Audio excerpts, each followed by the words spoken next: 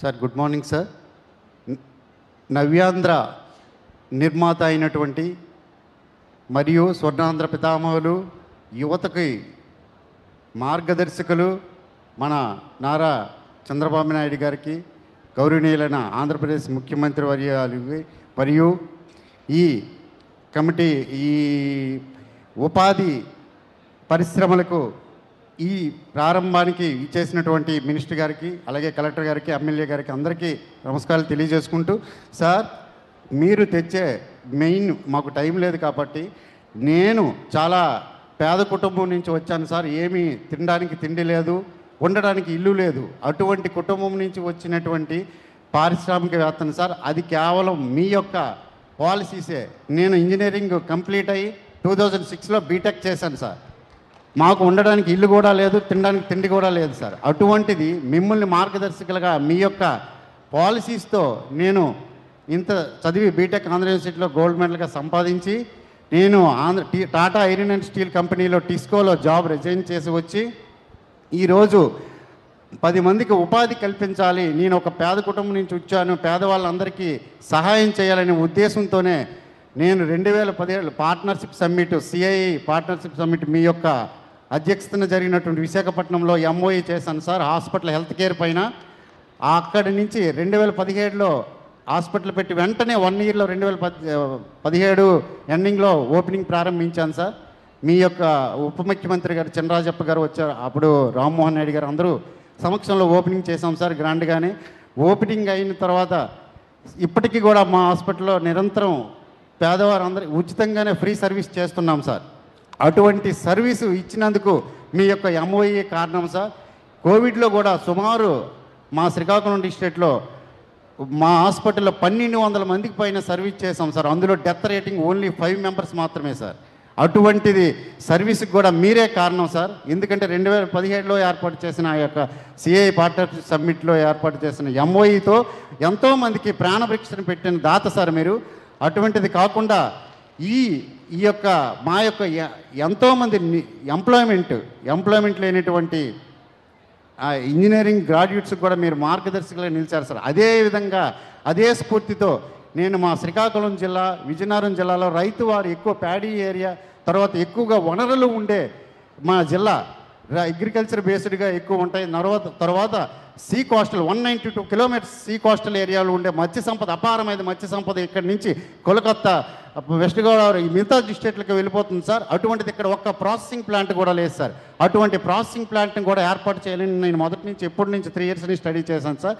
ఈ నెక్స్ట్ రేపు మీటింగ్లో కూడా మీరు ఎంఓఈ చేస్తారు సార్. అది ఇమీడియట్గా 1 ఇయర్లోనే అది ఓపెన్ చేసి ఎంతోమందికి ఇక్కడ ఉపాధి కల్పిస్తానని హామీ ఇస్తున్నాను సార్.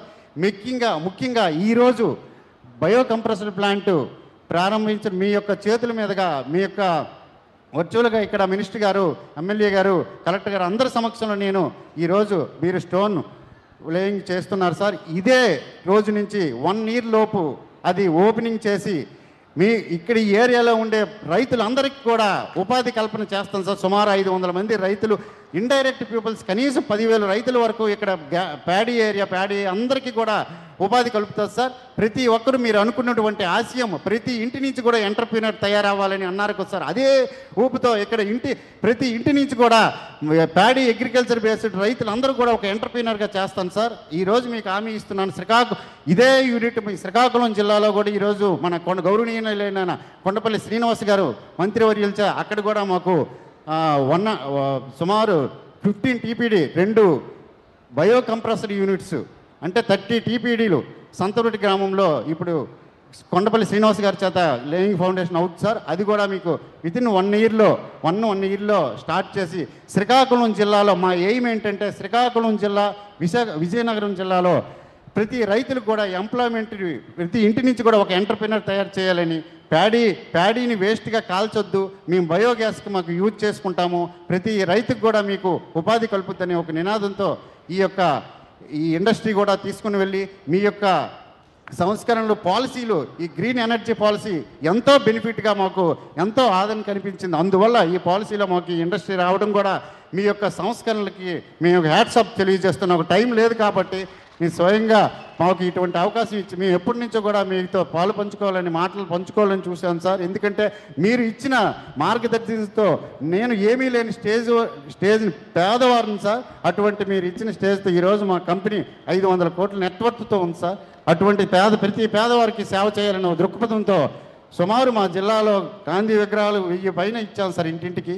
అటువంటి మీ నిర్దేశమే, మీ యొక్క సేవే సార్. మీ యొక్క ప్రోద్బలంతోనే నేను ఇంకా మరిన్ని సేవా కార్యక్రమాలు చేస్తానని తెలియజేసుకుంటూ మాకు అంతటి అవకాశం ఇచ్చినటువంటి మీకు ఈ ఉపాధి పరిశ్రమలకు మరొకసారి ఏర్పాటు చేసినందుకు మాలాంటి ఎంతోమంది నిరుద్యోగ ఇది చూసి స్ఫేరణ చేసి ప్రతి ఒక్కరూ ఇంటింటి నుండి కూడా ఎంటర్‌ప్రెన్యూర్‌గా తయారవుతారని నేను ఆశిస్తున్నాను సార్.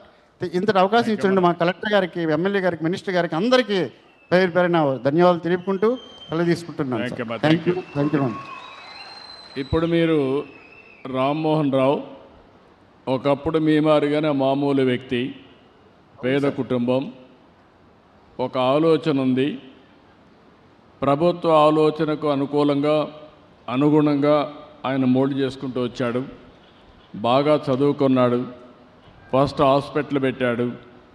ఇప్పుడు ఉండడానికి ఇల్లు లేదు, సరిగా కూడా తిండి లేని కుటుంబం నుంచి వచ్చి కసిగా పనిచేశాడు.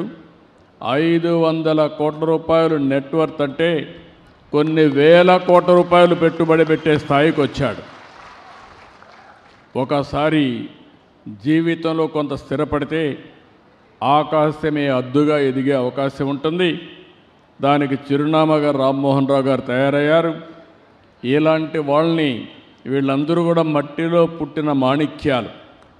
దానికి స్థానపెట్టడం నా బాధ్యత, అవకాశాన్ని అందిపుచ్చుకోవడం మీ బాధ్యత. అందుకే ఒకే మాట చెప్పాను ఈసారి, 1 ఫ్యామిలీ 1 ఎంటర్‌ప్రెన్యూర్. ఒక కుటుంబంలో ఒక పారిశ్రామికవేత్త, అది నా ధ్యేయం. రాకపోతే మీ తప్పు తప్ప నా తప్పు కాదని మరొకసారి తెలియజేస్తూ, కంగ్రాచులేషన్స్ రామ్మోహన్ రావు గారు, వెల్ డన్, చాలా బాగా చేశావు. నీలాంటి వాళ్ళందరూ 10 మందిని మోటివేట్ చేయాలి, స్ఫూర్తినివ్వాలి. కంగ్రాట్స్. నేను ఏదైతే బయోఫ్యూయల్ మాట్లాడాడు, ఇటీవల కాలంలో కొత్త పాలసీ తీసుకొచ్చాం. ప్రపంచంలో ఏది కూడా వేస్ట్ కాదు. వేస్ట్ నుంచి వెల్త్ తయారు చేయాలి, సంపదను సృష్టించాలి. అదే ఒకప్పుడు గడ్డంతా కూడా వేస్ట్గా ఉంటే ఆ గడ్డి నుంచి బయోఫ్యూయల్ తీస్తున్నాడు. అదే మరి నేఫర్ గ్లాస్ ఇక్కడనే రిలయన్స్ పెట్టారు, మీ అందరికీ చాలామందికి ఉపాధి కల్పిస్తున్నారు. అదే మరి రైతులకు అండగా నిలబడ్డారు. అది లోకేష్ గారు, ఉగ్గర్ నరసింహారెడ్డి గారు, ఎంపీ గారు అందరూ కలిసి ఇక్కడికి తీసుకొచ్చారు. అంటే ఓసారి పెట్టుబడులు పెట్టడానికి పెద్ద అవరోధాలు ఉండవు, మనకు ఆలోచన ఉండాలి.